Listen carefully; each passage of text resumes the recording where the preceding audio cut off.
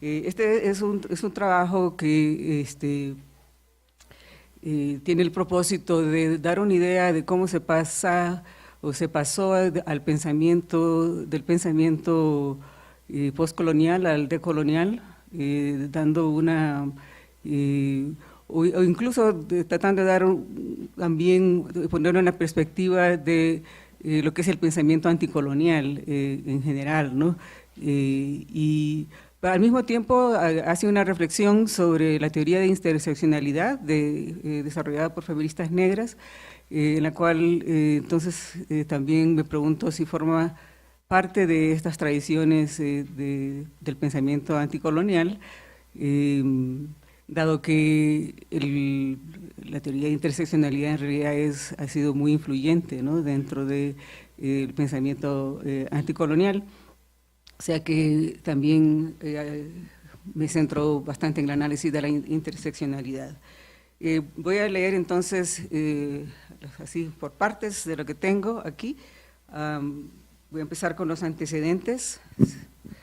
El mundo académico anglo, y quizás esto debería decirlo también, de que está escrito pensando bastante en un público no latinoamericano, o sea, que no conoce el pensamiento descolonial latinoamericano, ¿no? Ni el pensamiento feminista. O sea, que trato también de introducir en este análisis al trabajo de feministas latinoamericanas y el feminismo indígena de nuestros territorios. Bueno, el mundo académico anglo asocia tradicionalmente las luchas anticoloniales con los movimientos de liberación que buscaron su independencia de los poderes coloniales europeos en el pasado, o con movimientos de liberación nacional que surgen luego que los poderes coloniales han sido expulsados en el proceso de constitución del Estado-Nación. Las teorías anticoloniales suelen identificarse con figuras tales como el afroamericano estadounidense Du Bois y los grandes críticos del colonialismo francés como Césaire y Frantz Fanon. En 1987, sin embargo, el canon de las teorías anticoloniales se expandió con la publicación del libro Orientalismo por Edward Said, quien amplió no solo el marco histórico, la cartografía y el valor epistémico del pensamiento anticolonial, sino que al mismo tiempo redefinió y desplazó el campo del conocimiento de lo anticolonial hacia un nuevo marco teórico que conocemos hoy como la teoría postcolonial. El grupo de estudios subalternos del sur de Asia nos introduce en los años 90 a toda una nueva generación de teóricos de lo postcolonial, entre ellos Ranajit Guha, Homi Bhabha, Partha Chatterjee, Dipesh Chakraborty y por supuesto Gayatri Chakraborty Spivak. En contraste con estos teóricos de lo postcolonial, que enfocan sus análisis en las prácticas coloniales del norte europeo, los teóricos latinoamericanos y caribeños nos han recordado que el anticolonialismo es mucho más antiguo y que surge más bien como respuesta a la historia violenta del colonialismo occidental que se inaugura en 1492. Felipe Guamán Poma de Ayala y el Inca Garcilaso de la Vega ya habían escrito en el siglo XVI las primeras críticas al colonialismo español desde la perspectiva del colonizado. El giro descolonial, como se le conoce en el mundo académico, esta nueva visión de lo colonial, es liderado por investigadores latinoamericanos y caribeños que llevan el nombre del Grupo de Modernidad Colonial, Ramón Grosfoil, aquí ayer, ¿no? Estos han logrado construir un archivo de textos desde el siglo XVI hasta el presente que cambia el horizonte histórico de lo colonial. Pero el grupo nos ofrece también una reinterpretación radical del capitalismo y la raza que difiere sustancialmente de la teoría postcolonial o del grupo de lo subalterno del sudeste asiático. A diferencia de los subalternistas que ven el capitalismo como un sistema económico europeo que llega a sus costas ya consolidado, sin poder trasplantarse plenamente en la colonia por las arcaicas estructuras locales, la nueva escuela de pensamiento de Abya Yala argumenta que la modernidad y el capitalismo no son resultado de procesos históricos intraeuropeos, sino que emanan propiamente en el proceso de colonización español, es decir, como nos dijera Dussel, de la primera modernidad. Ustedes conocen muy bien este argumento y los autores más importantes de esta corriente de pensamiento, para mencionar, ¿no?, Aníbal Quijano, Walter Miñolo, Nelson Maldonado Torres, Ramón Grossfogel, etc., ¿no? La teoría feminista anticolonial surge alrededor de este rico entorno intelectual. Sin embargo, permanece al margen tanto de estas críticas al colonialismo como de las corrientes principales de la teoría feminista occidental. La brillante obra de Gayatri Spivak es un buen ejemplo de esta compleja marginalización. Más de algún teórico postcolonial ha querido anular la membresía de Spivak dentro del grupo de estudios subalternos. En palabras recientes de Vivek Shiver, Spivak se lanzó saltó de un paracaídas para insertarse dentro de los debates del grupo de estudios subalternos con su ensayo de 1985 que se llamaba Subaltern Studies Deconstructing Historiography, así como quien hizo como una huésped no invitada. En comparación, el grupo Modernidad-Colonialidad parece estar más abierto a las contribuciones teóricas feministas, incorporando algunos fragmentos de los escritos de los feminismos de color de Estados Unidos. Para ilustrar, Walter Miñolo se inspira en la obra de Gloria Anzaldúa para desarrollar su concepto de pensamiento fronterizo. Toma prestado algunas nociones de Anzaldúa que ella desarrolla en su libro Borderlands, en la frontera, pero al mismo tiempo ignora la magnitud de su obra teórica, la cual incorpora dimensiones de lo queer, lo genérico, la nación y la raza, que no pueden deslindarse fácilmente de su pensamiento fronterizo.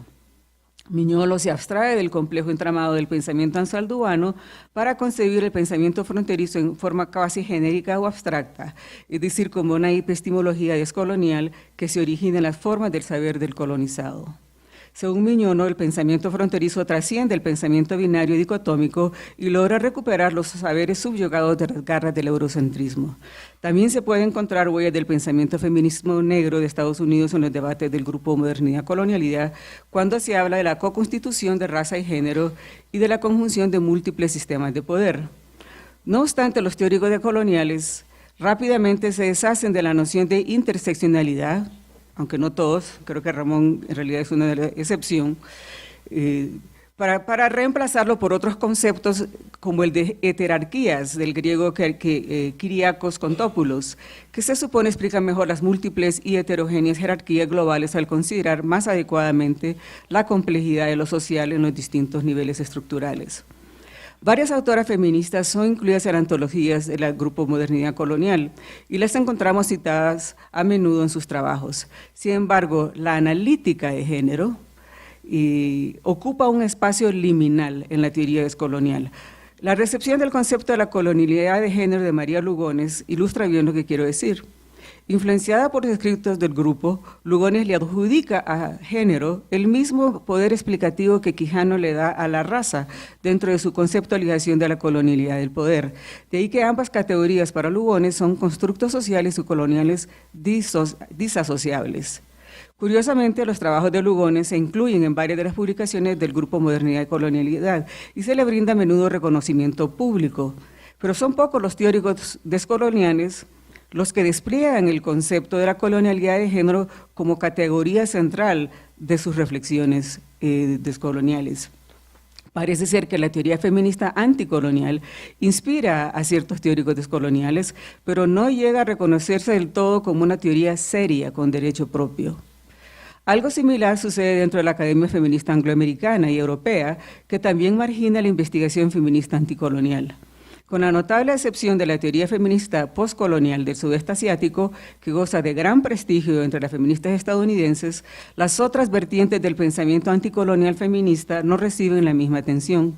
Las teóricas feministas negras desde hace mucho han denunciado que sus aportes teóricos más importantes no son reconocidos como teoría dentro de la Academia feminista anglo. Alexander Floyd ha dicho recientemente que el análisis interseccional ha sufrido tal metamorfosis en las manos de las academias blancas hegemónicas que ya no cumple su propósito principal, que es visibilizar la opresión de las mujeres negras en los Estados Unidos. Vivian May dice que el rico concepto de interseccionalidad ha sido reducido de nuevo a un enfoque exclusivo de género por aquellas investigadoras que rechazan su atención centrada en las mujeres negras o que ponen en cuestión su validez empírica. Otras teóricas feministas negras sienten que están hablando al vacío o que están siendo víctimas de un contragolpe epistémico dentro de la Academia Feminista de Estados Unidos y Europa. Este contragolpe epistémico se vuelve más claro cuando vemos cómo el trabajo de feministas chicanas como Gloria Anzaldúa y Chela Sandoval son caricaturizadas como política de identidad o descritas como modas académicas fácilmente superadas por teorías más sofisticadas como el posmodernismo, o cuando las teorías feministas anticoloniales son catalogadas como feminismos de color, en oposición al feminismo propiamente dicho, y relegadas a programas de estudio de étnicos, latinos, indígenas y afroamericanos, donde son reconocidas o ignoradas por completo. La política de citas de la Academia Feminista Hegemónica Blanca tolera la presencia de los trabajos de mujeres de color al mismo tiempo que falsifica sus genealogías, distorsiona sus contenidos o silencia las contribuciones que le hacen a la teoría feminista. Mientras que los trabajos escritos por feministas del tercer mundo fuera de Estados Unidos ni siquiera son considerados dignos de ser traducidos. Cuando llegan a conocerse, su trabajo es porque han sido mediados o recompuestos por investigadores o investigadoras del primer mundo, que los utilizan para sus propios trabajos. Desde una perspectiva feminista anticolonial, las teorías escritas por mujeres de color están siendo recolonizadas en la medida que sus ideas y conceptos centrales desaparecen lentamente o reaparecen blanqueadas o desprovistos de su contenido crítico. Es comprensible entonces que uno de los objetivos del discurso feminista descolonial más reciente en Estados Unidos ha sido contrarrestar este contragolpe epistémico, rescatando el trabajo teórico de las mujeres del mundo colonial interno. Parte de este esfuerzo ha sido crear un enfoque multidimensional que sirva como un fundamento del feminismo descolonial y de alianzas políticas entre mujeres de color, como esto lo hacen sobre todo un colectivo feminista de Santa Cruz. Otro esfuerzo tiene que ver con la recuperación de métodos y estrategias que comparten las distintas teorías de feministas de color que se oponen al capitalismo global y al neocolonialismo. Sin embargo, cuando las críticas al capitalismo y el neocolonialismo se consideran centrales para el proyecto feminista descolonial, podemos ver cómo los feminismos de color de Estados Unidos no tienen un parentesco claro con los feminismos descoloniales originados en el exterior, aunque sean importantes para este proyecto. Los feminismos de color de Estados Unidos han aportado algunos de los conceptos más fundamentales del feminismo descolonial y poscolonial, pero no lo agotan y no son idénticos. El proyecto teórico de las mujeres de color no tiene un programa unificado y no comparte un proyecto intelectual y político único. Tampoco sus argumentos epistémicos más sustantivos tienen necesariamente un efecto descolonial. Por eso es muy complicado identificar lo que puede ser categorizado como teoría feminista anticolonial dentro y más allá de la Academia de las Feministas de Color. Hay que recordar las palabras de las feministas indígenas de Estados Unidos, Eve Tuck y Wayne Young, que nos dicen que las aspiraciones descoloniales de blancas, no blancas, inmigrantes y pueblos oprimidos y postcoloniales a menudo reducen la descolonización a una metáfora de anhelos vagos de liberación y transformación social. De ahí que algunos discursos descoloniales incipientes o poco claros corren el riesgo de restaurar normas coloniales, fortaleciéndolas en vez de debilitándolas. La descolonización, nos dicen, no es una metáfora de críticas antirracistas, anticapitalistas, ni de las críticas al eurocentrismo, sino que realmente es una cuestión de soberanía. Puedo hablar de esto después cuando conversemos. Las teorías anticoloniales deben ser definidas por criterios vinculados a proyectos políticos que conducen a la descolonización. Pero habría que preguntarse qué criterios y proyectos políticos son los que conducen a la descolonización. ¿Qué debemos entender por descolonización? ¿Cuáles son las prácticas que logran efectivamente desafiar el colonialismo y la colonialidad? Algunas teóricas feministas anticoloniales sugieren que la meta de la teoría feminista descolonial debe ser, en primer lugar, analizar y cuestionar los impulsos imperialistas y colonizadores presentes en las teorías feministas hegemónicas. Otras sugieren que la teoría anticolonial debe tener su mayor impacto en el terreno de la política. Hay investigadoras feministas anticoloniales que analizan la relación entre raza, género y colonización, y otras que se limitan al análisis a la intersección de la raza, género y el Estado moderno. Sin embargo, el lugar que debe ocupar el análisis interseccional dentro de los análisis de las jerarquías creadas y sostenidas por la colonialidad del poder es tema de intenso debate. Es precisamente esto último lo que quiero abordar en lo que sigue. Mi propósito es elaborar un marco teórico provisional que nos ayude a comprender los proyectos teórico-políticos de los feminismos anticoloniales. En el trabajo más amplio lo que hago es ubicar la interseccionalidad, los feminismos postcoloniales y descoloniales en relación a las corrientes principales de los estudios subalternos y del grupo de modernidad-colonialidad, que sigue siendo un campo masculino. Esto lo haré aquí de manera abreviada y me centraré más en el análisis del feminismo anticolonial. Voy a hablar ahora más propiamente de la interseccionalidad y la teoría anticolonial. Pese a que muchas investigadoras feministas consideran el concepto de la interseccionalidad un concepto revolucionario que redefinió la teoría, la política y la metodología feminista, este concepto creado por pensadoras feministas negras está soportando desde hace una década un fuerte cuestionamiento. Su valor epistémico ha sido cuestionado por feministas postestructurales que lo consideran meramente descriptivo. Lejos de aportar algo nuevo, varias críticas han sugerido que el análisis interseccional repite los problemas de las políticas de identidad de costumbre, poniendo demasiado énfasis en categorías identitarias sin tomar en cuenta el contexto, enfocándose exclusivamente en un subgrupo pequeño de limitaciones estructurales y exagerando el racismo dentro del feminismo. Otras críticas sugieren que el análisis interseccional socava la coherencia filosófica y política del feminismo al desafiar la primacía de la opresión de género, al estigmatizar la categoría de mujer y poner en circulación discursos que son insuficientes para abordar la complejidad de lo social.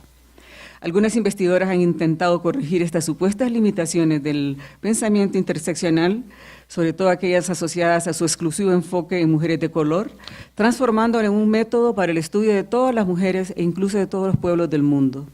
Las teóricas feministas negras se resisten a esta hiperinflación del concepto de interseccionalidad que introduce un superávit de vectores de análisis de poder que incluyen la blanquitud, la clase, la religión, porque según ellas tiene el efecto de borrar una vez más a las mujeres negras y devuelven a las mujeres blancas al centro del análisis.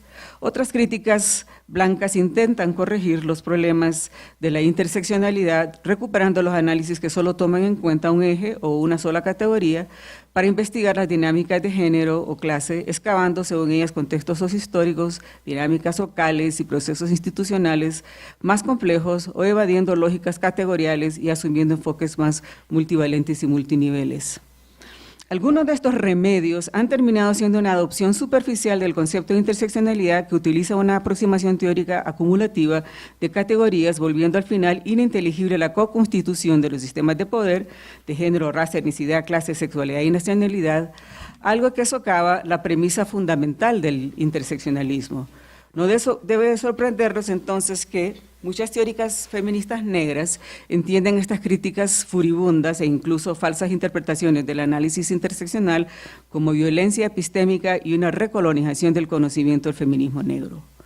Llama la atención que en contraste a este rechazo y distorsión del concepto de interseccionalidad del feminismo hegemónico blanco de Estados Unidos, los estudios feministas postcoloniales y descoloniales, tanto dentro como fuera de Estados Unidos, le han dado una mejor acogida al concepto. Para los feminismos del tercer mundo, críticos del colonialismo, típicamente clasificados como feminismos postcolonial, y el descolonial también, el marco analítico interseccional ha sido fundamental. Por ejemplo, Anne McClintock, una feminista postcolonial blanca nacida en Zimbabue y criada en Sudáfrica, argumenta en su libro Imperial Leather que el colonialismo y el imperialismo no pueden ser entendidos sin considerar la invención de la raza. Para McClintock, el análisis interseccional nos permite reconocer que los sistemas de poder fundados en género, raza, clase y sexualidad no son ámbitos de la experiencia social distintos ni separados, sino que son más bien representan un engranaje peligroso propio no solo del colonialismo británico, sino de las luchas anticoloniales. Como bien nos dice el colectivo de feministas de color de Santa Cruz, la teoría feminista que tiene un contenido anticolonial lleva la interseccionalidad más allá de las críticas de las prácticas legales del Estado con que inició e ilumina las dinámicas glocales, la interpenetración de lo global y lo local que construyen género, raza, clase y sexualidad, no como categorías separadas, sino como sistemas de poder mutuamente constituyentes que existen en y mediante relaciones contradictorias y conflictivas. En las últimas 2 décadas, las líneas que separan el feminismo postcolonial del feminismo de color de Estados Unidos han sido porosas y discordantes. Varias antologías sobre el feminismo postcolonial incluyen los textos clásicos del feminismo negro y chicano, junto a los escritos de feministas del tercer mundo, que se identifican como sucesoras del grupo de estudios subalternos o las que entregan críticas al orientalismo. Esta unificación de enfoques teóricos tan distintos nos hacen ver la importancia que ha tenido el análisis interseccional para el feminismo postcolonial. Sin embargo, la homogenización de tantas tradiciones intelectuales del feminismo de color bajo la estampa del feminismo postcolonial corre el riesgo de perder de vista lo que es más importante para el feminismo anticolonial. La teoría postcolonial tiene un programa teórico y político que no debe confundirse con otros enfoques teóricos. Existen importantes diferencias entre la teoría y práctica feminista negra, chicana y postcolonial. Estos marcos teóricos se originan en distintas experiencias y periodos coloniales y conforman distintos programas de investigación. Las investigadoras y activistas también ocupan distintas posiciones de sujeto en los distintos marcos nacionales, globales y en la academia. Por ende, sus posturas y apuestas en relación a la colonialidad son lógicamente diversas, precisamente porque surgen de diferentes tradiciones teóricas y contemplan distintos proyectos políticos.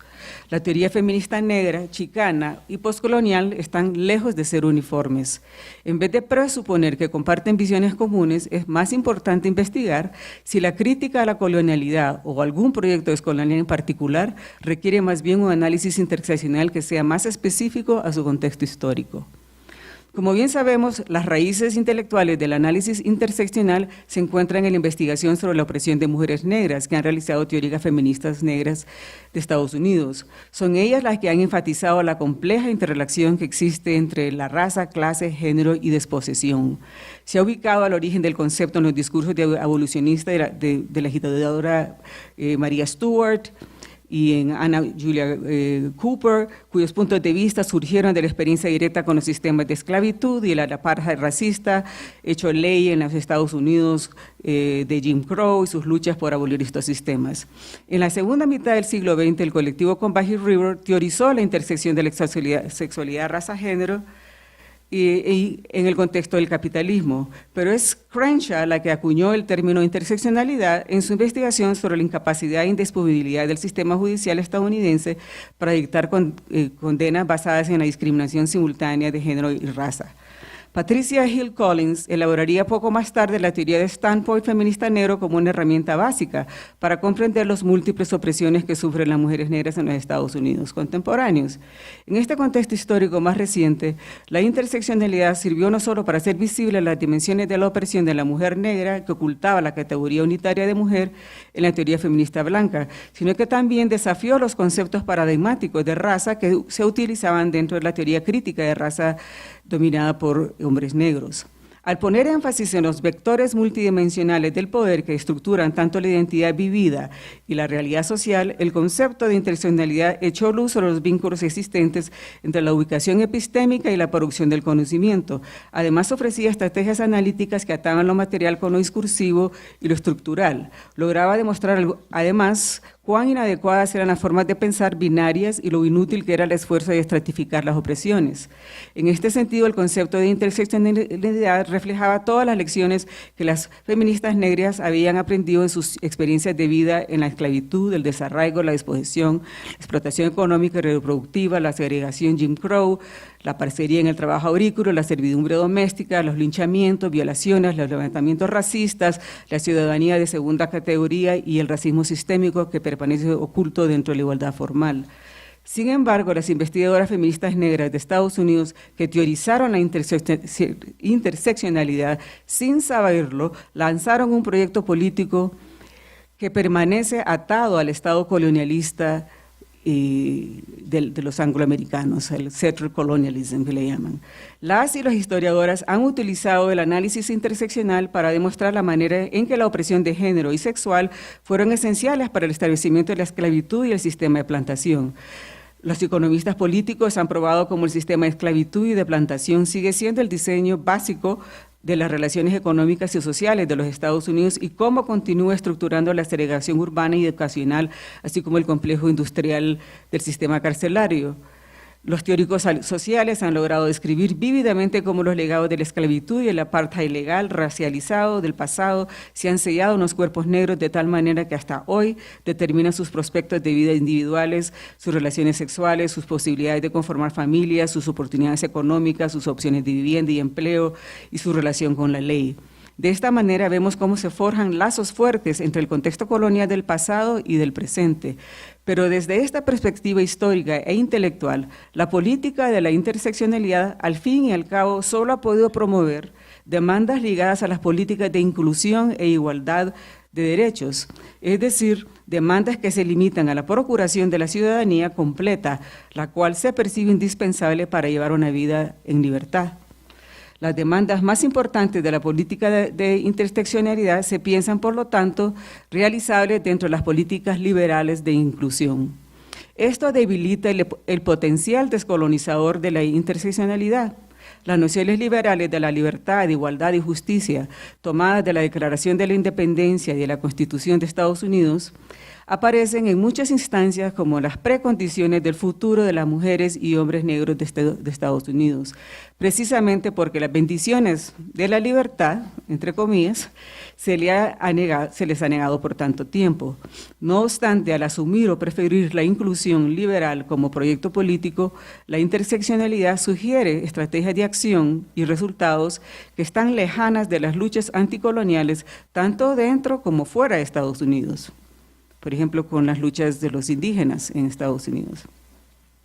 Pese a su enorme influencia sobre las teorías postcoloniales, los objetivos políticos de las teóricas feministas negras se desvían a menudo significativamente de las luchas anticoloniales de otras partes del mundo.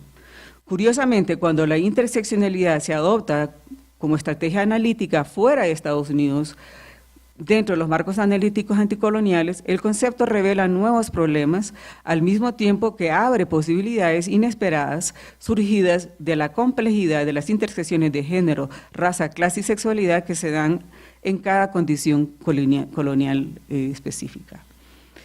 Ahora voy a hablar de los debates postcoloniales y de la teoría feminista postcolonial propiamente dicha.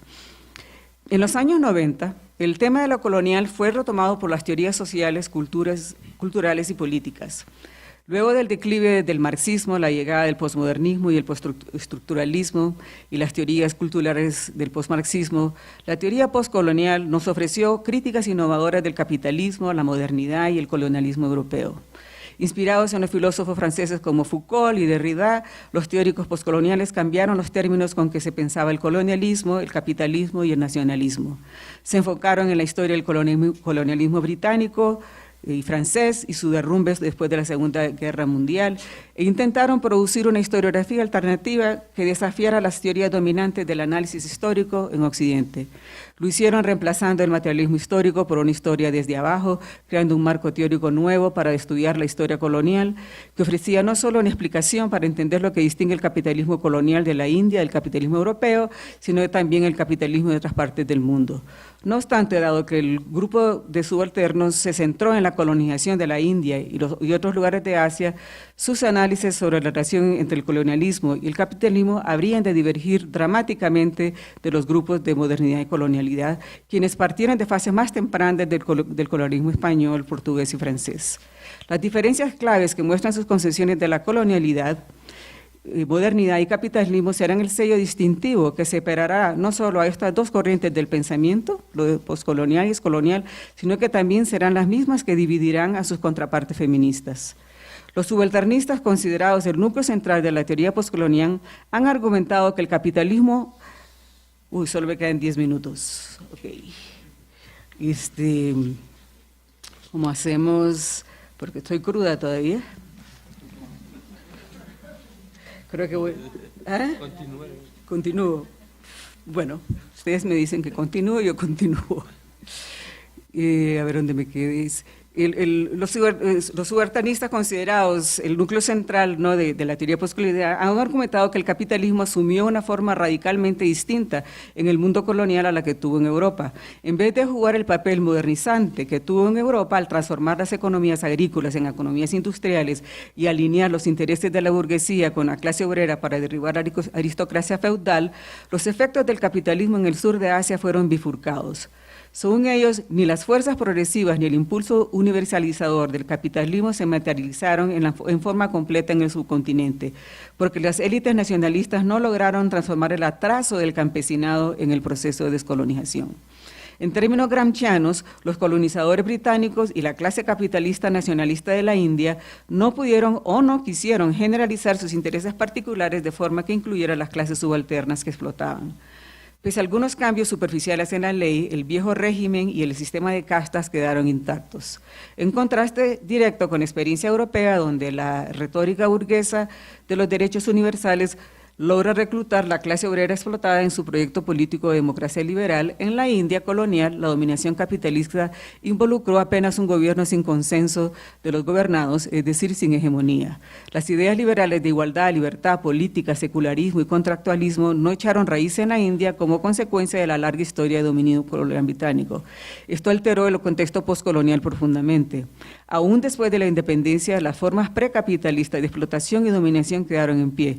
Este desarrollo anormal del capitalismo partió a la sociedad postcolonial en dos campos de dominio político que obedecen a dos distintas lógicas que se contradicen.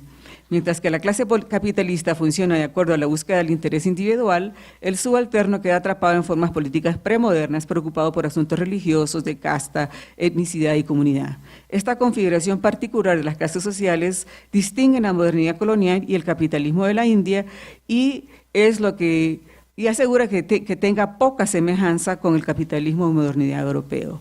La ausencia de hegemonía obligó a las élites nacionalistas a construir una forma de Estado postcolonial ficticio fundado en la legitimidad espuria. Precisamente porque el modelo de desarrollo del capitalismo de la India se diferencia significativamente del europeo, los subalternistas argumentan que las categorías de análisis de Occidente y el marxismo en particular no son adecuadas para entender el capitalismo colonial de Asia.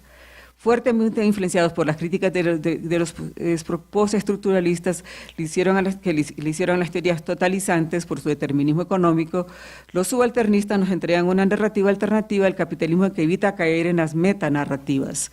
Muy atentos al poder del discurso, estos teóricos se abocaron al análisis textuales para concebir críticas al colonialismo y el capitalismo que complementaran los debates alrededor de la explotación y dominación con la investigación de la marginalidad y subalternidad, haciendo eco a ciertas corrientes del postestructuralismo que critican la modernidad y el eurocentrismo, rechazando posturas universalizantes y enfatizando la diferencia y lo local. También destacaron la especificidad cultural del Este e utilizaron el análisis cultural e histórico para teorizar el subalterno, planteando preguntas sobre la voz y la agencia del subalterno. De acuerdo a Wiederschiber, Spivak, quizá la teórica feminista postcolonial más reconocida, fue indirectamente responsable de la reconfiguración de la crítica postcolonial con estas características. Spivak, a veces reconocida como fundadora y otras veces excluida del grupo de subalternidad, se caracteriza a sí misma como una marxista provocadora, práctica y constructivista. Le gusta poner en escarmiento a los subalternistas por su descuido al género y sexualidad en sus análisis. Ella, por su lado, nos entrega análisis complejos sobre el papel que juega el género en la división social de trabajo en el capitalismo, además de críticas al eurocentrismo en la literatura occidental, cuestionamientos serios en los límites epistémicos y políticos que ponen en entredicho el capitalismo neoliberal global, y críticas incisivas a las obras feministas liberales de Occidente. Utiliza análisis de texto y crítica cultural como sus herramientas analíticas principales, que es lo que le hicieron muy famosa en sus críticas al feminismo y al mismo postcolonialismo. En uno de sus ensayos, considerado pionero de la crítica postcolonial, titulado «¿Puede hablar el subalterno?», en 1985, Spivak establece los términos de la crítica feminista postcolonial. Al conceptualizar la violencia epistémica como intrínseca a la producción del conocimiento occidental, Spivak nos demuestra cómo la producción discursiva del subalterno, particularmente la mujer pobre del tercer mundo, tiene el efecto de silenciar a las mujeres del sur global mediante una especie de ventriloquismo. Los discursos de académicos y activistas de Occidente se apropian de la voz o dicen representar la voz de las mujeres oprimidas del sur, pero al hacerlo nos entregan nada más que visiones orientalistas de las mujeres del tercer mundo, y haciéndolas pasar como experiencias auténticas. Spivak sugiere que cada representación de la mujer subalterna es una manera de reivindicar la superioridad de Occidente sobre el no Occidente. Al suponer que la civilización occidental se contrapone a la barbarie del Este, los académicos y activistas colonizan la experiencia subalterna a la vez que reconstituyen la superioridad del conocimiento occidental. Spivak ubica la violencia epistémica en la dinámica misma de la representación y llega a sospechar que la mujer subalterna no puede llegar a conocerse en sus propios términos. Al decir esto, Spivak también pone en cuestión la validez de las prácticas dentro del grupo subalterno. Ciertamente ella insinúa que aquellos teóricos postcoloniales que se posicionan a sí mismos como conocedores y voceros del subalterno violan las premisas fundamentales de la crítica postcolonial. Estos no logran proveernos una alternativa al orientalismo occidental, sino que más bien reproducen los discursos orientalistas que continúan concibiendo al subalterno como un sujeto pasivo, irremediablemente oprimido y esencialmente el otro de los sujetos occidentales. Hay otras autoras como Mohanty, ¿no?, que también sigue en la misma línea de Spivak. Me la voy a saltar. Voy a terminar esta parte diciendo que los esfuerzos por desenmascarar el eurocentrismo y el racismo dentro del feminismo occidental, las investigadoras feministas postcoloniales han podido cautivarnos con sus análisis sobre el sesgo eurocéntrico dentro de la cultura popular, el cine y los medios, así como sus potentes críticas al racismo y la racialización, presentan la visión del nacionalismo y la idea del excepcionalismo de Estados Unidos. Ellas realmente nos han dado excelentes estudios sobre los contextos coloniales. Sin embargo, el feminismo postcolonial tiene las mismas limitaciones que se asocian con las corrientes principales de la teoría postcolonial y el postestructuralismo. Tal como sus contrapartes en la corriente principal, la teoría feminista postcolonial ha sido acusada de determinismo cultural e historicismo. El proyecto político de las feministas postcoloniales es también difícil de comprender, pese a que han puesto énfasis en el rol que tiene el subalterno y el transnacionalismo en las luchas contra el capitalismo global y muestran poca esperanza en el potencial emancipatorio de Occidente. Las teóricas feministas postcoloniales también han expresado preocupación creciente sobre la capacidad que tiene el subalterno para transformar su condición colonial, particularmente en la actual configuración del capitalismo neoliberal global. Más aún, como ha notado Spivak recientemente en una conferencia, el subalterno ha sido hegemonizado de manera que acepta su miseria como normal. Si esto fuera cierto, ¿qué sucede con el proyecto intelectual postcolonial de entrenar la imaginación del subalterno para ayudarle a recuperar el compás moral del neuralismo? Bueno, tengo que concluir y la verdad es que me falta una muy buena parte porque no entro a lo descolonial, pero quizás así a manera de síntesis lo que quiero decir en las próximas páginas es la forma radical que realmente se distingue lo postcolonial de lo descolonial al tener en primer lugar una visión muy distinta del capitalismo, que no se ve como algo que llega hecho y consolidado a las costas, sino que más bien el capitalismo es producto del mismo proceso de colonización, es más, necesita de las condiciones internas de la colonia para poder realizarse. Luego también tiene una visión muy distinta al postcolonialismo en la cuestión de su visión del subalterno. Dentro del postcolonialismo el subalterno no puede hablar, mientras que en lo colonial la certitud de que el subalterno sí habla y lo está haciendo desde el siglo XVI con Guamán Poma de Ayala y el Inca Garcilaso de la Vega, o sea, empezando por ahí, o sea, el archivo descolonial es muy distinto, ¿no? O sea, que tienen una análisis muy distinto de lo colonial, del capitalismo y del papel del subalterno.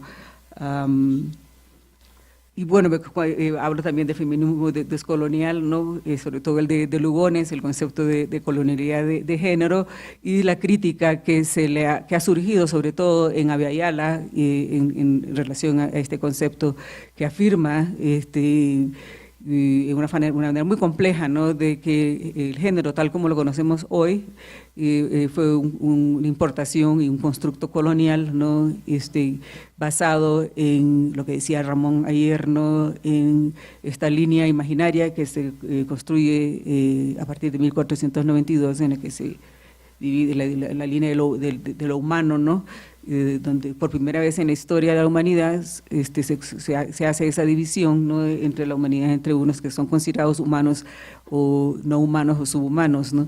Y hablo ahí un poco entonces de las críticas lanzadas por Rita Segato y feministas indígenas de Abya Yala, Julieta Paredes, Lorena Cabnal, y otras que nos hablan de una memoria colonial mucho más larga, ¿no?, que la que se habla en los teóricos de descolonial, que empieza en 1492, ¿no?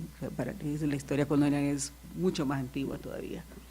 Bueno, muchas gracias y disculpen. Mi experiencia concreta como activista en movimientos mayas, en el movimiento maya o en organizaciones mayas más específicamente, en mi acercamiento con movimientos de mujeres y feministas, también un pie en movimientos de izquierda, y en fin, soy una mezcla de muchas cosas y es desde ahí, entonces desde donde hablo. También mi problematización de lo que llamo el sistema de dominación colonial busca hacer una genealogía de la forma en que se estructuran o el sistema de dominación colonial que nos da forma a las sociedades latinoamericanas. Más bien no soy el resultado de una visión teórica específica, sino de una experiencia problematizada y dialogada con aquellos parámetros teóricos que le dan sentido a la experiencia que vivo particularmente. Y mi visión como maya y mujer es una visión más. No tengo la verdad absoluta, no la pretendo, incluso a partir de quienes pretenden buscar una sola vía, una verdad en los pueblos indígenas, me parece que es una técnica sumamente peligrosa porque está llevando nuevamente la idea del uno a sociedades que han nacido a partir de la idea de lo pluri, lo múltiple, lo poli. Entonces, por eso mismo no quiero caer en la trampa de pensar que tengo la verdad absoluta y también me resisto a darle la razón a aquellos que solo quieren dar proveer una validez de la visión del mundo a ciertos indígenas. Me parece que el debate es sumamente interesante y por eso me rebelo contra todo aquello que busca crear jerarquías entre nosotros, qué indígena es más importante, qué mujer es la feminista, quién sí puede hablar, quién no puede hablar. Yo trato de no caer en estas formas que posibilitan nuevas jerarquías. Bueno, es entonces un poco desde ahí desde donde hablo. Y bueno, solo quiero empezar recordando una anécdota en un curso que dimos hace algunos años en Guatemala, en donde estuve pues, facilitando un curso sobre feminismos y descolonización. Entonces, en la etapa de las conclusiones, una compañera dice que a ella se le hacía muy difícil pensar que el feminismo podría luchar contra todas las opresiones. Y ella decía, es mucho más realista pensar que el feminismo lucha contra una opresión concreta y hacia ahí se enfoca, que sería la lucha contra la opresión de las mujeres, contra el patriarcado y en favor de la vida de las mujeres, para que seamos plenamente humanas. Y este es un postulado del feminismo, buscar que las mujeres seamos plenamente humanas. Lo de lo humano lo hemos discutido bastante aquí con Carmen también, si ese realmente es nuestro referente o es nuestro horizonte político. Sin embargo, el feminismo ilustrado lo plantea de esa manera y me parece que ha tenido un alcance sumamente importante, lo que no quita que tenga cuestionamientos. Bueno, pienso que el feminismo y muchas de las críticas que le hacemos al feminismo o a las feministas en concreto también se ha asumido como críticas injustas de aquellas que se han acercado al feminismo, que de alguna manera han obtenido beneficios de las luchas feministas, pero que están criticando a la vez el feminismo. Entonces se nos observa como exageradas, como lo decía Breni, como un exagerado racismo dentro del feminismo. Sin embargo, pienso que todo movimiento político tiene alcances y tiene limitaciones, pero la crítica que se haría aquí a la izquierda, no me voy a meter a hacer crítica a la izquierda, a los movimientos indígenas o a aquellos que buscan desestructurar la visión heteropatriarcal del mundo o cualquier otra crítica que sea, pero en este caso sería el movimiento feminista. La crítica no tiene que ver con sus alcances emancipatorios, sino precisamente tiene que ver con las formas de violencia que expanden al no criticar aquello que les otorga privilegios. Y es a eso justamente a lo que particularmente me interesa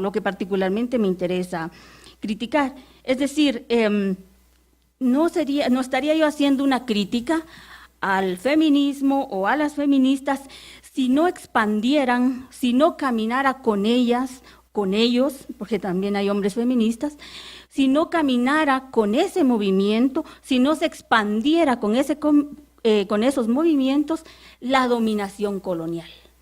Porque la dominación colonial, patriarcal, camina a través de los cuerpos y eso en realidades concretas, y por eso yo hablo desde ahí, porque en la cotidianidad, en nuestro relacionamiento diario, se observa, digamos, la corporalidad de una dominación, que hasta ahí no me quisiera meter, pero bueno, es eso, es la forma en que el sistema de dominación colonial. Y ese feminismo dominante, que algunos otros como Aida Hernández llama feminismo hegemónico y otras compañeras también, ese feminismo dominante llega a Latinoamérica y en muchos convierte en los postulados feministas en Latinoamérica, siendo países constituidos por formas de dominación colonial. El feminismo ilustrado niega esa conformación colonial de la vida que nos constituye y nos coloca como cuerpos racializados y jerarquizados en la sociedad que vivimos. Entonces, cuando nosotras, las mujeres indígenas, mujeres negras o afrodescendientes, mujeres empobrecidas, nos acercamos a un feminismo así, nos convoca una parte, pero no nos convoca todo, porque ese relacionamiento jerárquico nos recuerda que tenemos una condición inferiorizada en la sociedad que vivimos, y por eso no podemos caminar en la misma vía. También eso desde el lado del relacionamiento, pero de una corporalidad colonial que por supuesto tiene detrás una episteme, y a eso quería referirme. Por ejemplo, Yuderquis Espinosa dice que desde el feminismo hegemónico se piensa a Europa como el lugar donde empieza y termina la historia, y es un problema epistemológico, es un problema también, obviamente es un problema político. Y si se piensa así el feminismo a Europa como el lugar donde empieza y termina la historia, es evidente que se niega a las mujeres indígenas la posibilidad de ser sujetas epistémicas. Pueden ser anecdotarias, pueden ser el dato, pero no pueden ser sujetas epistémicas. Y también desde esa lógica se piensa a los pueblos indígenas, o particularmente que la emancipación de las mujeres indígenas solo puede llevarse a cabo por fuera de sus pueblos, por fuera de sus culturas, de esas culturas que desde este feminismo también se les observan como culturas bárbaras o culturas primitivas. Y entonces esta Europa etnocéntrica, esta Europa que sigue los postulados estadounidenses, pues están en la mente, en el corazón y en los cuerpos de las mujeres que habitan junto a nosotras o con quienes habitamos juntas estas geografías. Y cuando este feminismo no tiene un cuestionamiento a la dominación colonial que nos ha dado forma, es entonces un feminismo que se convierte en una forma de opresión hacia las mujeres indígenas y negras. Y también este feminismo desconoce, o cuando piensa que la Ilustración es el único momento político que posibilita a las mujeres una crítica radical a las condiciones que vivimos, olvida también este feminismo ilustrado lo que Ochi Curiel dice, que los feminismos negros e indígenas nacen en un cuestionamiento a la esclavitud y a los sistemas de dominación colonial. Y que las luchas de mujeres indígenas y negras no solamente se da contra los hombres, dominadores por ser los sujetos privilegiados por el patriarcado, sino frente a otras mujeres como sujetas privilegiadas por el racismo colonial o la esclavitud también, cuya dominación pesa tanto como la dominación de los hombres. Bueno, también, y aquí quiero rescatar también las palabras de Aída Hernández, que ella dice que a muchas feministas ilustradas se les olvida que las sociedades europeas también fueron constituidas con la lucha de las mujeres a través de 300 años de lucha, como también en nuestras sociedades. Esto en relación a quienes piensan naturalmente las sociedades europeas como más bondadosas que las sociedades que habitan las mujeres indígenas. Bueno, entonces me parece a mí que a mí me interesaría entonces hacer una crítica a este feminismo que expande las nociones coloniales de que los indígenas somos pueblos sin historia, que no tenemos un pasado digno de recordar, que no tenemos una epistemología digna de tenerla como horizonte político actual. Y entonces aquí me interesa recatar las palabras de Arjun Appadurai cuando él plantea que la descolonización es un diálogo con el pasado. A mí me parece que esta línea dura de un feminismo ilustrado dominante, que no es todo el feminismo, lo que hace también es despertar en los indígenas una forma de defender la existencia de las sociedades. Y entonces caemos aquí a veces en una polarización o en una bipolaridad y surgen aquellas idealizantes de los pasados indígenas, otra vez como un solo pasado idealizado, o si no, nuevamente se refuerzan esas posiciones que piensan a los indígenas como gentes o como pueblos sin historia y sin memoria. Y me parece a mí que en tanto en Latinoamérica ha tenido un éxito apabullante la idea de que los indígenas son pueblos sin historia, precisamente porque la bestialización de la que hablaban ya Breni o hablaba también Karina y Ramón ayer, ha habido una bestialización de los pueblos en tanto a los animales o a las bestias, entre comillas, no harían cultura, no crearían historia, no crearían sociedad, sino serían esos seres que producen, que mueren, ¿no? Y quienes no tendrían un pasado digno y un futuro digno por constituir. Me parece que la anulación de la historia, el miedo por ver el pasado, el miedo por una historia compleja, es sobre lo que se ha montado el mismo sistema colonial. Entonces yo ahorita voy a empezar mi ponencia. La introducción hasta donde llegue, por favor. Entonces, yo lo que quería plantear es que nos hemos dedicado cierto tiempo y energía a la crítica al feminismo, porque tenemos la esperanza de que con esta crítica, que también es a nosotras, porque no somos infalibles, es decir, estamos en un lugar de la historia, pero no somos infalibles, y precisamente por eso, o en mi caso, demando también una crítica, porque la crítica para mí es la crítica es lo que posibilita o es un indicador de una horizontalidad.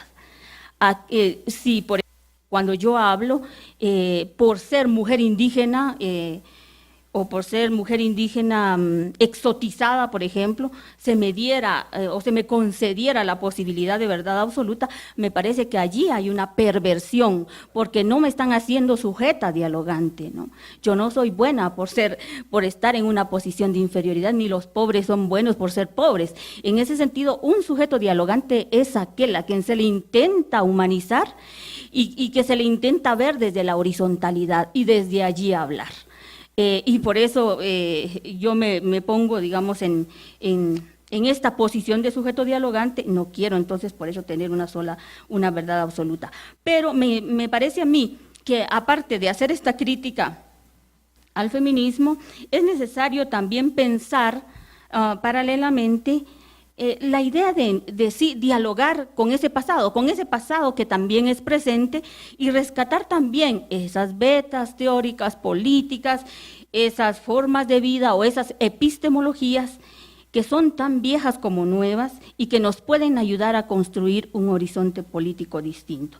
Y entonces aquí yo solo quisiera hablar de algunas claves que estaría rescatando de una lectura particular del Popol Vuh, ¿verdad? Entonces, el Popol Vuh, para quienes no lo saben, es un libro escrito cerca de 25 años después del proceso de dominación colonial, y lo escribieron 3 hombres de linajes importantes que se definían a sí mismos como madres y padres de la palabra. Y estos lo escribieron diciendo que están escribiendo este libro en medio de la persecución de la cristiandad. Yo me pregunto qué tanto podemos cambiar en 25 años y qué tanto el Popol Vuh, escrito 25 años después del duro proceso de dominación colonial, está influido por textos como la Biblia o por formación por la misma formación violenta de la cristiandad. En fin, pero yo creo que aún así no se puede anular una historia de más de 5.000 años en 25 años. Por eso me parece que el dialogar es muy importante, porque tenemos diversas interpretaciones entonces de este y otros muchos textos indígenas que afortunadamente existen. Y entonces uno de los postulados del feminismo que a mí me parece siguen teniendo sentido es la idea de la existencia de un patriarcado, pero nos preguntamos, ¿puede el patriarcado definirse como una noción universal de las relaciones de todos los pueblos? ¿Existía patriarcado en los pueblos indígenas antes del proceso de dominación colonial? ¿Pueden estas sociedades definidas como no occidentales tener esas mismas nociones del patriarcado occidental en tanto tienen historias distintas? Y por ejemplo, Rita Segato piensa que para poder entender cómo es o cómo se constituyeron las formas de dominación entre mujeres y hombres, bueno, voy a usar esta categoría bipolar, en las sociedades no occidentales, habría que rastrear los mitos de origen de las sociedades, incluso sociedades que no podríamos nombrar como capitalistas, porque son sociedades de mucho más atrás. Son sociedades en donde observamos, dice Rita, según ella, ninguna sociedad de las que ella tiene noticia son sociedades que no subordinan a las mujeres. De acuerdo con su perspectiva, todo mito de origen que ella conoce subordina a las mujeres. Entonces, desde ese punto de vista yo me pregunto, ¿cómo es la relación o cómo se puede entender, interpretar la relación entre hombres y mujeres desde el Popol Vuh? ¿Cómo aparecen ahí las mujeres? Me parece también, y hay otra posición que es la de Julieta Paredes, que ella no se está preguntando por la existencia, Julieta Paredes no solamente, sino del feminismo comunitario boliviano, guatemalteco y de otros países, en donde ellas no se preguntan sobre la existencia o no del patriarcado, sino ellas dan por hecho la existencia de un patriarcado ancestral que hace entronque con el patriarcado que llega con los procesos de colonización, y juntos dan lugar a otro patriarcado que es el que subordina a las mujeres con una perversidad mayor. Este es otro planteamiento. Y está el otro planteamiento de Silvia Federici, para quien hay temporalización en el patriarcado, que los patriarcados no son transhistóricos, incluso dentro de las sociedades que podemos nombrar como sociedades occidentales. el patriarcado no ha sido el mismo. Y a mí me parece importante tomar esta noción de observar que el patriarcado no pudo haber sido uno solo a lo largo de la historia. Desde mi hipótesis, no ha habido patriarcado o no hubo un patriarcado similar en las sociedades nombradas como indígenas actualmente, aunque hubo un proceso de dominación masculina que posiblemente hubiera devenido en patriarcado. El otro concepto que quisiera traer a colación es esa idea de cosmovisión maya, que se ha convertido en una noción bastante popular para hablar de los pueblos indígenas, al cabo de que quien no habla de cosmovisión maya a veces es tenido en duda. Pero yo no hablo de cosmovisión maya, sino de una visión de mundo, pero tampoco por eso voy a criticar el uso del concepto de cosmovisión maya. Lo que sí me parece a mí importante es que este concepto de cosmovisión maya, usado para definir la concepción del universo, de la vida, de la muerte y de la relación entre seres humanos, naturales, animales y seres no definidos como humanos, es un término acuñado por intelectuales indígenas, pero que ha tenido una gran capacidad de extenderse. Y es un término analítico que le ha dado que ha sido capaz de desafiar la visión colonialista que quiso borrar la historia y la memoria larga de las sociedades indígenas. Es decir, recuerda de forma contundente que la vida de las sociedades indígenas no empieza en el siglo XVI con la invasión castellana, sino que empieza mucho más atrás. No sé, algunos plantean que las sociedades indígenas tendrán cerca de 5.200 años de existencia, o por lo menos las sociedades mayas mesoamericanas. Disculpen, aquí sí me voy a ir saltando y ya me perdí un poquito. A pesar de las múltiples traducciones que hay del Popol Vuh y de la cantidad de formas de ser interpretado, me parece a mí que con muy pocas excepciones ha habido quienes hagan un análisis de cómo se relacionan las mujeres y hombres en este texto. Y es fascinante observar cómo interpretaciones influidas por quien lo lee pueden llegar a darle una interpretación androcéntrica al mismo libro. Por eso es diferente tener una lectura en quiché, que es en la forma en que se escribió el libro, en el idioma en que se escribió el libro, y es diferente tener, por ejemplo, una lectura en castellano. Y también hay una lectura distinta en quien no problematiza las relaciones de género, y hay una lectura distinta entre quienes sí lo hacen. Y con excepciones, desde la religión cristiana, este libro también ha sido satanizado o se le ha denominado peyorativamente como un texto de mitos irrelevantes. Y de esta manera el Popol ha sido alejado de la gente cotidianamente, de la gente a quien le pertenece. Pero cuando uno lee el Popol Vuh se da cuenta que existe en las relaciones diarias, en la vida diaria de la gente, muchas de las nociones contenidas en el Popol Vuh, es decir, que se está viviendo en la actualidad. Y su vinculación con la realidad actual le da vigencia y por ello puede constituirse, como dije anteriormente, en una inspiración importante como horizonte político. Sin embargo, mi modo de entender este texto tiene que ver con la forma en que analizo entonces la realidad de los pueblos indígenas, no como sociedades idealizadas, sino como sociedades humanas y políticas constituidas en un proceso histórico complejo, en donde también hubo relaciones de poder.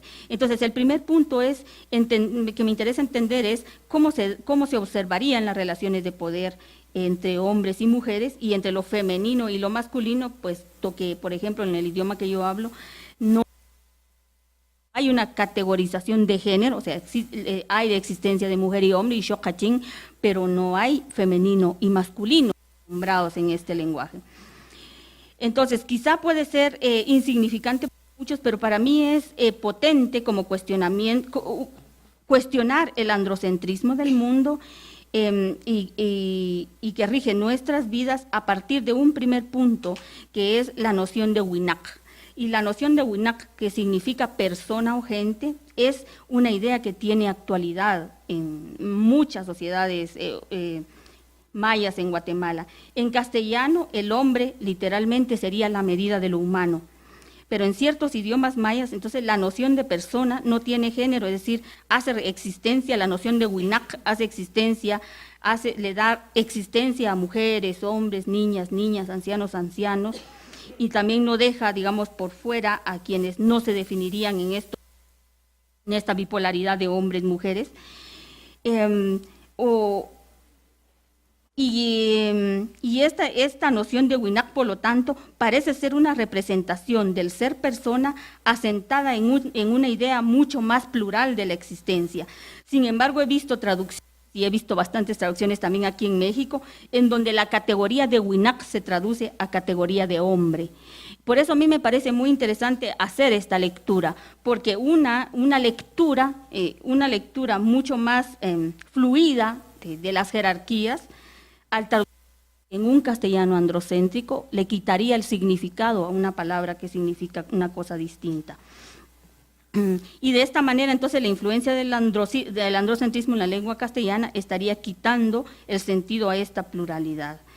El segundo punto al que quiero referirme es el mito de origen, de que hablaba Rita Segato. Y el mito de origen de la Biblia, ya sabemos, Adán y Eva creados por Dios y Eva salida de la costilla de Adán. Esta idea del Dios varón también está siendo cuestionada por las teóricas feministas, esto ya lo sabemos, pero mientras en el mito de origen quiché, en el Popol Vuh, la gente, o sea, Riwinak, fueron pensadas en principio por 11 parejas de deidades, es decir, ahí no había un solo Dios que hiciera al humano, sino 11 parejas de deidades, y estas parejas representan, por un lado, lo femenino y lo masculino. Son parejas de hombres, son parejas de mujeres, o que se van intercalando y no se sabe muy bien si son hombres y mujeres. Esta idea de la paridad está muy presente en el Popol Vuh.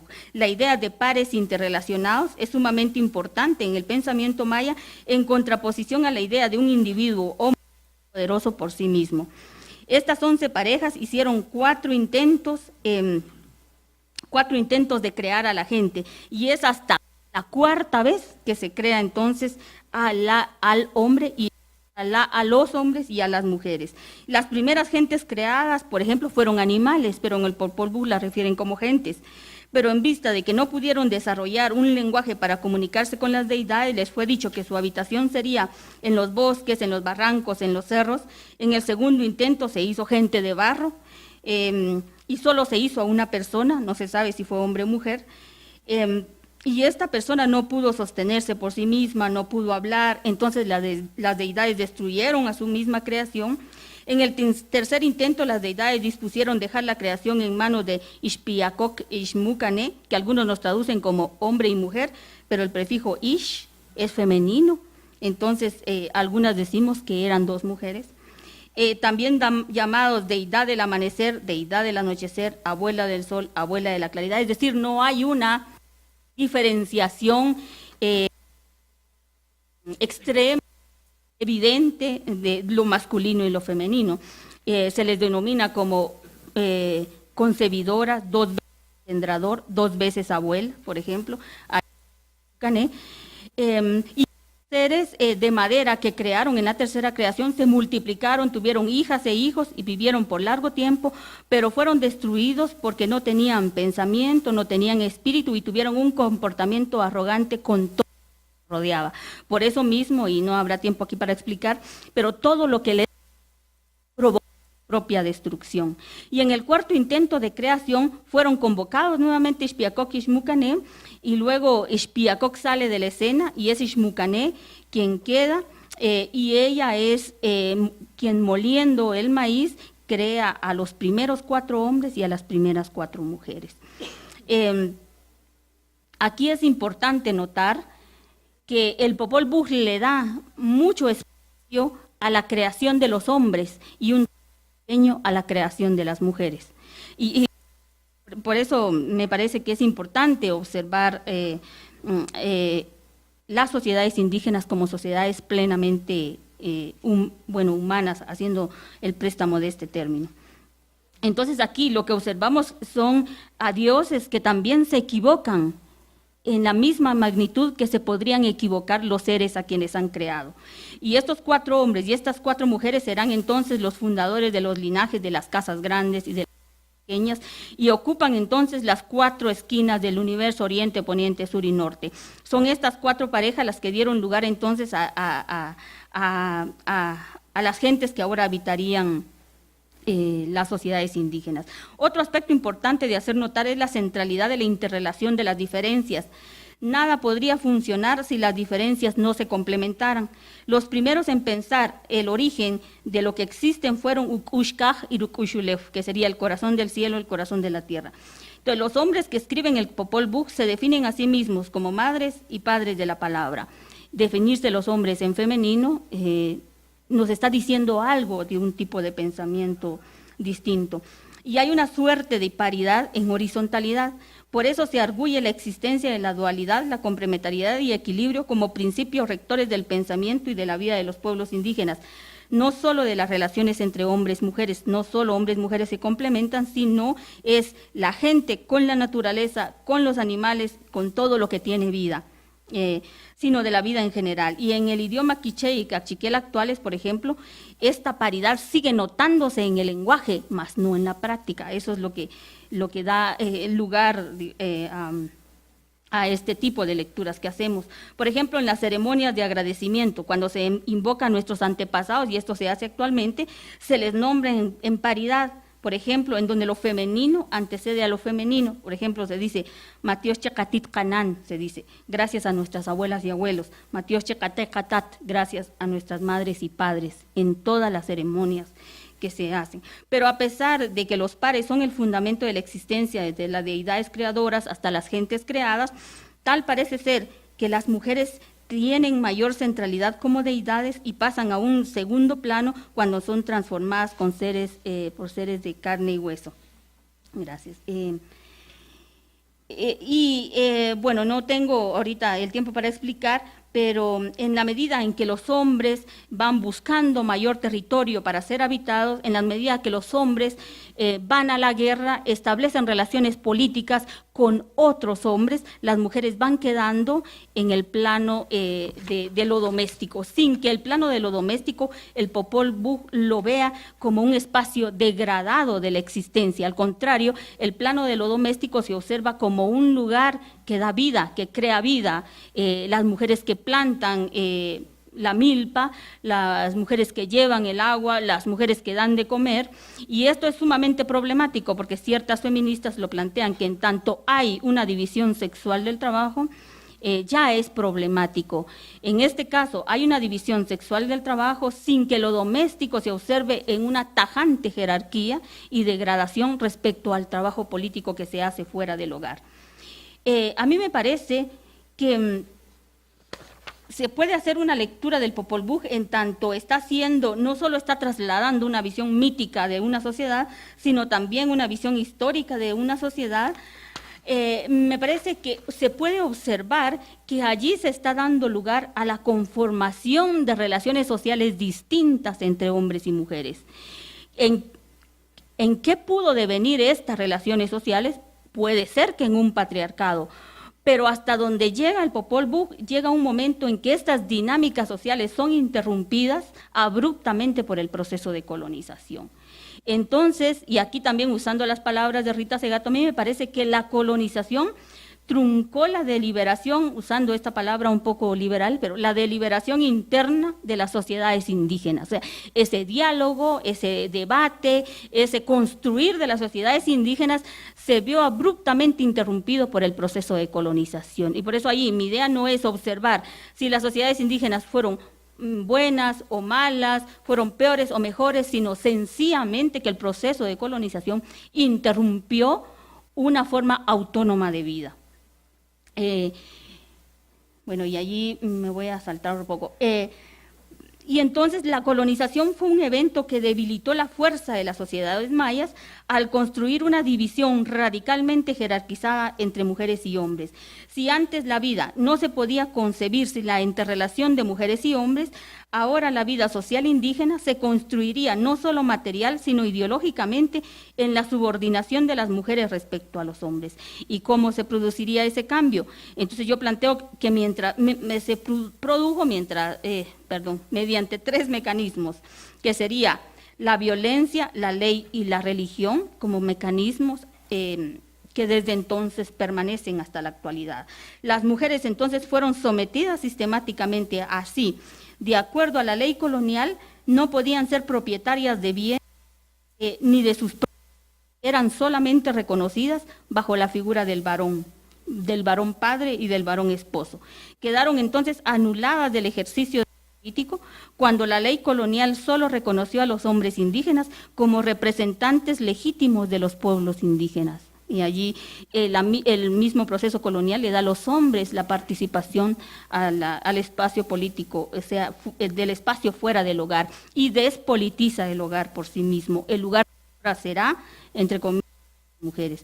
Se devaluó también su trabajo cuando la ley colonial instauró la figura del indio tributario como si solo el hombre tributara, mientras en realidad el tributo colonial era recolectado por las mujeres y los hombres, por las niñas y los niños, es decir, mediante un mecanismo de despojo de la familia indígena en su conjunto, y luego esto se traslada a las haciendas, como ustedes llaman, haga a los hombres el de una familia entera que incluye el trabajo de hombres, mujeres, niñas y niños, ancianos incluso.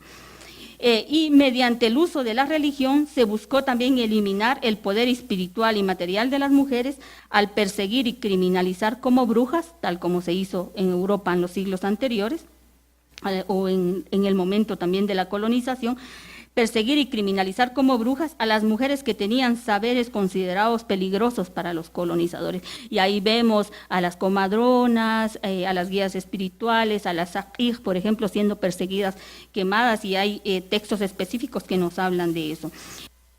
A estas tierras las formas de persecución política de las mujeres en Europa. Se las redujo también al trabajo doméstico y reproductivo para garantizar no solo de las familias, de sus propias familias, y eso es un punto importante que discutimos también con nuestras colegas feministas. No se las redujo al ámbito productivo para mantener a los hombres, se los redujo al ámbito productivo para garantizar la vida de los colonizadores y sus familias. Así, las mujeres indígenas quedaron entonces transformadas socialmente como sirvientas. Para mí tiene mucha vigencia esta noción, y los hombres indígenas como mozos, pero no por pobres. Los pueblos indígenas no fueron sometidos por pobres, sino por indígenas. Y es ahí donde el racismo colonial tiene una vital importancia para entenderlo. Y por qué el marxismo nos parece bastante reducido. El modo de dominación colonial entonces precisó eso, de organizar, de acomodar los cuerpos utilizando criterios de raza, de sexo y de posición social para asignar funciones, privilegios y funciones de servidumbre en las sociedades que ahora habitamos. Para mí la raza, la clase social en Latinoamérica se constituye sobre la base de la raza. No puede explicarse la clase social en sí misma en toda Latinoamérica. Y de esta manera el orden colonial entonces, para funcionar en el tiempo, fabricó sistemáticamente razas de patrones y razas de sirvientes. Y esta forma de organizar el privilegio y la servidumbre no se tejió entre individuos, sino entre sociedades. Es decir, los indígenas no fueron sometidos como individuos en las sociedades, sino como un colectivo sirviente. Y reconfigurados entonces bajo una identidad de masas sirvientes o de colectivos sirvientes como base de la economía política colonial. Y para esto fue preciso entonces eliminar sus formas de autonomía y sus formas de autogobierno.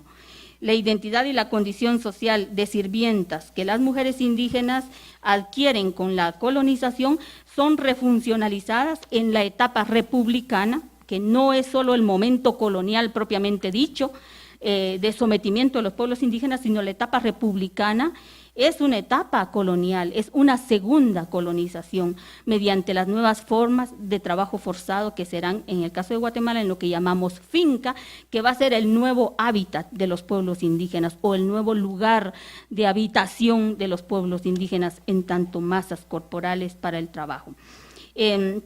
Por todo esto es evidente que el sistema de dominio colonial es a la vez un dominio patriarcal, no se pueden separar. En Latinoamérica me planteo yo, el dominio patriarcal no se puede explicar sin el dominio colonial, ni el dominio colonial sin el dominio patriarcal. El patriarcado que se instaura con la colonización no es un patriarcado cualquiera, es aquel cuyo centro y eje es el hombre blanco, propietario, figura y materialización de la autoridad, que comparten con las mujeres el privilegio de raza. Es verdad que a ciertas élites indígenas también se les concedió determinados privilegios y hubo hombres indígenas con autoridad sobre muchos otros, pero la gran mayoría de familias indígenas, hombres, mujeres, niñas y niños, fueron sometidos como sirvientes. Así el patriarca, hombre blanco, no era solamente dueño de las mujeres blancas, sino también dueño de otros hombres indígenas y negros, también de mujeres blancas, de mujeres de los otros grupos racializados como inferiores. Entonces, mecanismos como la encomienda, el repartimiento, convertiría a las familias indígenas en propiedad de los colonizadores, quienes las administraran, quienes tendrían un control sobre su propia existencia. Y ese control, que sigue teniendo vigencia en la actualidad, es el poder de dar, ahí sí, citando a Foucault, el poder de dar la vida o la muerte. No está solamente la idea de exterminio, sino cuando se quiere exterminar a un grupo y cuando se le quiere dar vida porque es útil para mecanismos de trabajo forzado. Bueno, ahorita termino, mi preocupación por comprender esta forma de patriarcado colonial radica en que no podemos pensar que el patriarcado colonial y el patriarcado indígena sencillamente son dos sistemas que se encuentran y se combinan de forma ahistórica. Yo no comparto esa idea. Me parece que el patriarcado colonial despojó sistemáticamente a las familias indígenas y a los pueblos mismos, mientras instauró un estilo de vida en donde no era posible la paridad de mujeres y hombres. Sin embargo, este patriarcado, en tanto contiene una naturaleza jerarquizada, concedió también a los hombres indígenas un poder sobre las mujeres indígenas, sus hijas y sus hijos. Quizá fue el único poder que les otorgaba autoridad, esta autoridad que en gran medida fue construida alimentando en los hombres también el miedo y la desconfianza por el poder de las mujeres. Y en tanto los hombres, bueno, luego me hubiera gustado hablar sobre cómo se colonizó lo femenino y lo masculino indígena, pero mi planteamiento central en todo esto es que en tanto somos sujetos vivos, podemos encarnar el poder. Y en tanto lo podemos encarnar, podemos también desestructurarlo pensándonos a nosotros mismos, desde lo más pequeño hasta lo que podemos llamar estructural. Muchas gracias.